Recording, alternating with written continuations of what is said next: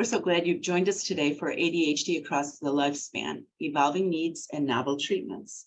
I'm Julie Carbray, a clinical professor of psychiatry and nursing and nurse practitioner at the University of Illinois at Chicago, and I'm introducing my colleague, patient advocate, Mr. Christopher Chappell.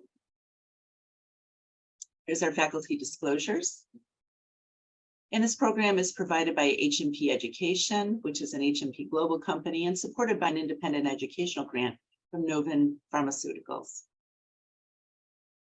Our objectives for Module 1 are to discuss evolving needs and novel treatments for the care of persons with ADHD. We're going to talk about the impact of ADHD, some unmet needs, and evaluate mechanisms of action and latest clinical data associated with novel stimulants for ADHD across the lifespan. We know that ADHD is prevalent in all age groups. Historically, we think about ADHD as being first diagnosed in childhood, but what we've grown to understand is that ADHD impacts persons across the lifespan, and up to 65% of children with ADHD continue to experience the disorder all the way into adulthood. A key learning point today is while ADHD is considered a childhood disorder, 4.4% of adults have ADHD, and even 2.8% of senior adults have ADHD. But ADHD can look different in adults than it can in childhood. You see here some common symptoms in children that we're very familiar with: trouble waiting turn, having a hard time finishing tasks, a lack of focus. But similarly, we see those symptoms in adults: becoming very easily frustrated, missing deadlines, leaving projects behind, forgetting names, or having trouble multitasking. So although the symptoms appear somewhat similar, they look different between what we see in children and in adults. Similarly, comorbidities occur with ADHD in adults and in children, although they may differ. And you see here that comorbidities common to childhood include things like tics, anxiety, and oppositional defiant disorder, whereas in adults, we will see more of depression, anxiety, bipolar disorder, and even substance use disorders. This becomes very important as we begin to think about ADHD treatment, particularly in the area of substance use disorders. And we also know that patients with ADHD have greater rates of functional impairment than do persons without ADHD, anything from repeating a grade to being involved in car accidents or even being arrested or incarcerated. So we know that functional impairment across the lifespan can be significant and look very different than persons who do not have ADHD. This is also highlighted by the multimodal treatment study of ADHD, where the study demonstrated significant benefits to starting treatment early. But what the study also has seen more longitudinally is that only 9.1% demonstrate full recovery of ADHD with stimulant therapy and other psychosocial therapies. When we take a look across years after baseline of treatment, we see that 10.8% of patients still have stable ADHD symptom persistence, and up to 63.8% of subjects over time who have ADHD have fluctuating periods of remission and reoccurrence over time. So we may get it right when we first start a medication or a therapy for persons with ADHD, but it's ongoing symptomatic challenges over time that we need to be concerned about as clinicians. And those areas of impairment are listed here, anything from ongoing challenges with finances, to occupational problems, to those risky behaviors we talked about earlier. And so it's important to remind yourself as a clinician about these areas of impairment. We are still trying to reach at more functioning with our patients so that the impact of impairment is minimized. Let's hear from our patient advocate. Chris, thank you so much for joining us today. First question: how has ADHD impacted your life, such as challenges related to having a job, social life, or managing household tasks? Working jobs, different jobs in the past has always been a challenge. Just to get there on time, having trouble managing time in the mornings, and just executive function altogether. And just like everyday things like going to the grocery store, I always forget something, or even if I make a list, I'll forget the list. So Gotcha. it's Gotcha. yeah. And anything around social relationships where you've noticed ADHD really Uh, challenging you sometimes? yeah, I mean, same kind of thing, just forgetting stuff or just letting time slip away and not doing important things. I'm like hyper focused on something else. And um, then maybe stepping away from a relationship when that was not your intention? yeah. Or yeah, yeah. Any other comments on how ADHD might get in the way of your everyday functioning? I guess the whole executive function thing is a big one. You just, you kind of, I guess you focus on the wrong things or you get really distracted, easily. Like if I go in a room to grab something, you forget what you went in there for, or you see something else, or pick up something and get distracted by that. So it ends up taking time, and then you finally get back to what you were doing, and you're like, it took a lot longer than it should have. Yeah, yeah. Thank you. Pharmacologic and non-pharmacologic treatment options are used for treating ADHD, and they may differ across the lifespan. You see to the left is a lovely guide that lists anything from diagnosis in treatment of preschool children all the way through adults. And you see that typically when we think about preschoolers, we start first with psychosocial therapies. However, when we think about best guidelines for treatment in adulthood, we start with stimulant or non-stimulant options, and with concurrent psychosocial therapies. And so you see there are differences according to age group, and also the combination of pharmacologic and non-pharmacologic treatment options really depends upon your patient. So it's highly personalized and can include non-pharmacologic treatment options like parent management coaching, exercise, mindfulness, and a combination with either stimulants or non-stimulants. So it's really very personalized and can be very different depending upon the age and the circumstances of your patient with ADHD. Currently approved ADHD medications reflect different approaches for children, adolescents, and adult patients. You see here that there are short-acting and long-acting medications that are FDA approved for children and adolescents, similarly with non-stimulants.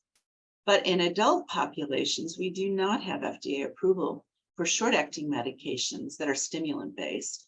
However, there are some non-stimulant medications that have been approved for adults with ADHD, and they're listed here.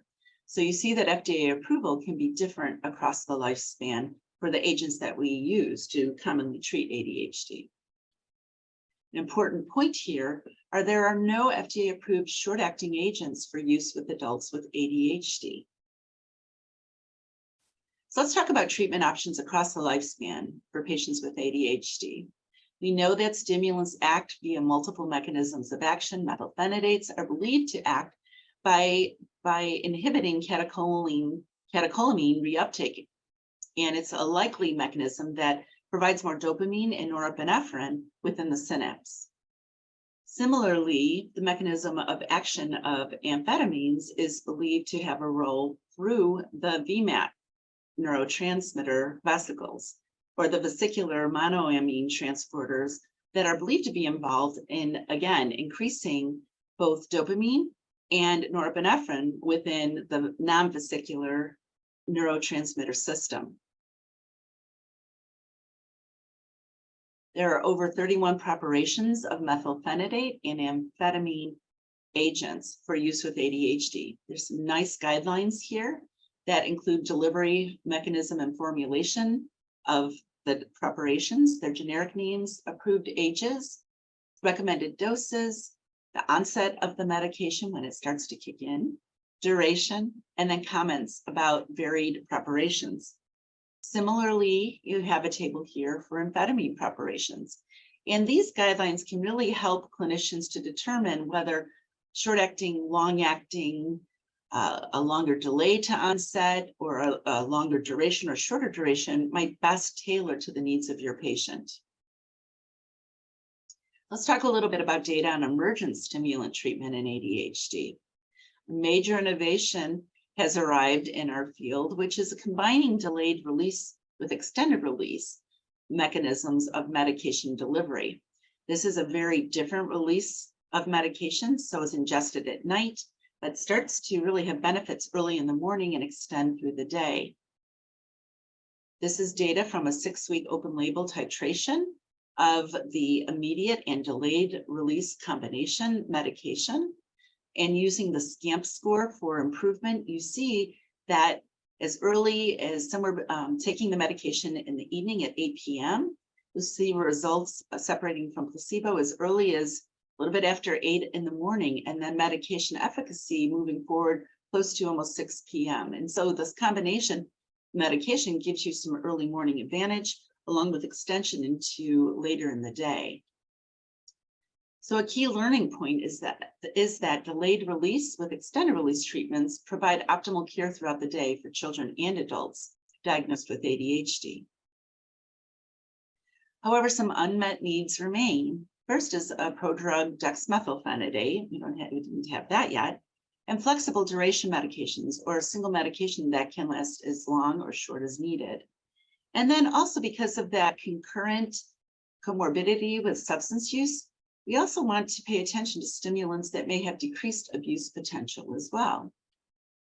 Let's talk about a new prodrug methylphenidate-based drug, which combines serdexmethylphenidate with dexmethylphenidate. 70% serdexmethylphenidate, which is bound to serine and niacin, less abusable than ephedrine, and the first ADHD stimulant to be labeled as a C4 drug. And then 30% dexmethylphenidate, which we know well, and is a C2 drug. This combination drug of the prodrugs serdexmethylphenidate and methylphenidate, dexmethylphenidate, in combination is a C2 drug. So it's an innovative approach combining an immediate release dexmethylphenidate with the prodrug serdexmethylphenidate, which hypothetically then allows more coverage across the day in that early action along with an extended release action. The combined agent of 70% serdexmethylphenidate and 30% dexmethylphenidate covers in the morning, while the serdexmethylphenidate covers the rest of the day. So you see here in the green that peak early in the morning, but then you see that extension of coverage across later in the day in terms of hours with the blue line, which is the serdexmethylphenidate or the prodrug. So combining immediate release with the prodrug, it can be a successful ADHD strategy.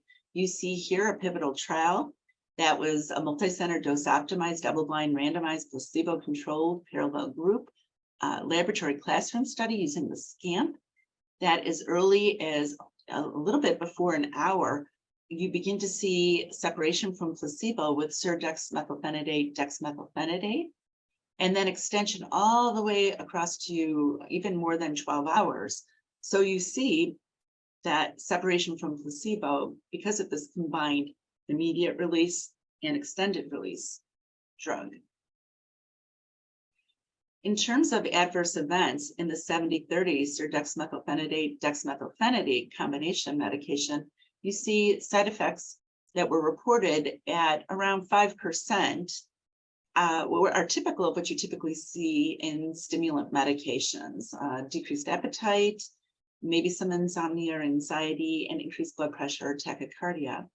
Data from the 1-week treatment phase of 150 patients that were children with ADHD are listed here as well and compared to placebo. And you see any treatment adverse effect was at 31% for those with serdexmethylphenidate, dexmethylphenidate, and placebo at 14.5%.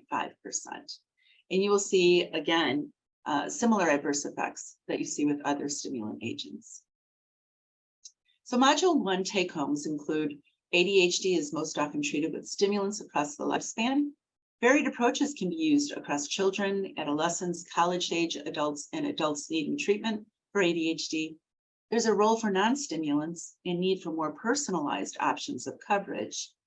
Adverse effects and pharmacodynamics and pharmacokinetics are what differ across most of our stimulant options, and tailored approaches to the care of the patient with ADHD will result in best outcomes.